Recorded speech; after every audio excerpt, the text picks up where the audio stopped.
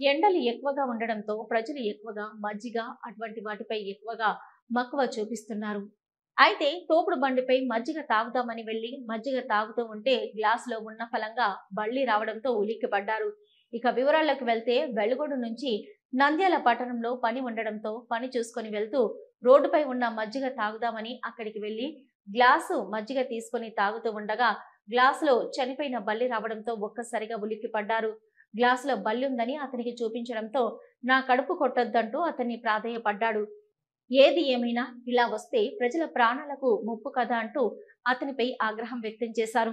ఈ సందర్భంగా ఎల్లా స్వామి మాట్లాడుతూ తోపుడు బండిపై ఉన్న మజ్జిగ తాగాలని వెళ్తే ఆ మజ్జిగలో చనిపోయిన బలి రావడంతో ఉలిక్కి పడ్డానని, నా ఆరోగ్యం ఎవరు బాధ్యత తీసుకుంటారని, కానీ వీటికి కారకులు ఫుడ్ సేఫ్టీ అధికారిని ఎక్కడ చూసినా తనిఖీలు మాత్రం చెయ్యరు.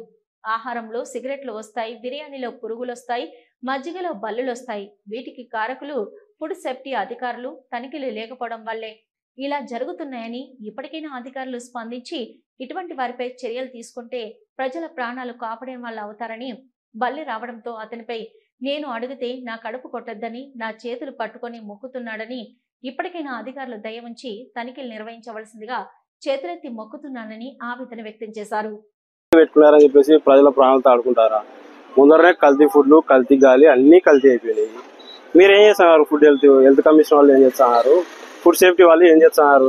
ఇంట్లో వేసేసి పడుకున్నారా? చెక్ చేయాలి కదా. అంటే మీకు జీతాలు ఎటు వస్తున్నాయి? మనుషులు ట్యాక్సులు కట్టడం వల్లే మీకు జీతాలు వస్తున్నాయి. ఏమైనా గవర్నమెంట్ సపరేట్గా ఇస్తుందా మీకు? ఏమైనా ప్రజలు ట్యాక్స్ కట్టబట్టే మీకు జీతాలు వస్తున్నాయి. కనీసం వాళ్ళు ఏం నూనె వాడుతున్నారు, గ్లాస్ నీళ్ళు ఉన్నాయా లేదా, ఏ టీ పొడి వాడుతున్నారు, ఎక్స్పైర్ అయిపోయినట్టు వాడుతున్నారా, అవన్నీ చెక్ చేయాలి కదా. ఈరోజు బల్లి వచ్చింది, పాము వస్తుంది, ఎవడు బాధ్యుడు దానికి? ఇప్పుడు మీరు అడిగితే ఏమంటారు? అతను నేను బతకనికే పెట్టుకున్నా, నా పుట్ట కొడతారా అంటున్నాడు. సరే, ఈయన పుట్ట కొట్టడం అది పక్కన పెడితే మిగతా బండ్లలో ఏం జరుగుతుందేమో కనీసం చూసుకోవాలి కదా. ఈయన పర్మిషన్ లేకుండా బల్లి ఎట్ట పడితే దాని మీద మూటలు ముయ్యాలి కదా. ఆ ఈగలు వాళ్ళతోనే చూసుకోవాలంటే ఈగలు వాళ్ళు ఉంటాయి అంటున్నారు. ఏం చెప్పాలా? సో కాబట్టి ఈ బండి అని కాదు, మిగతా బండ్లు కూడా మొత్తం తిరిగి చెక్ చేసి పరిశీలన చేయాలని కోరుతున్నాను నేను.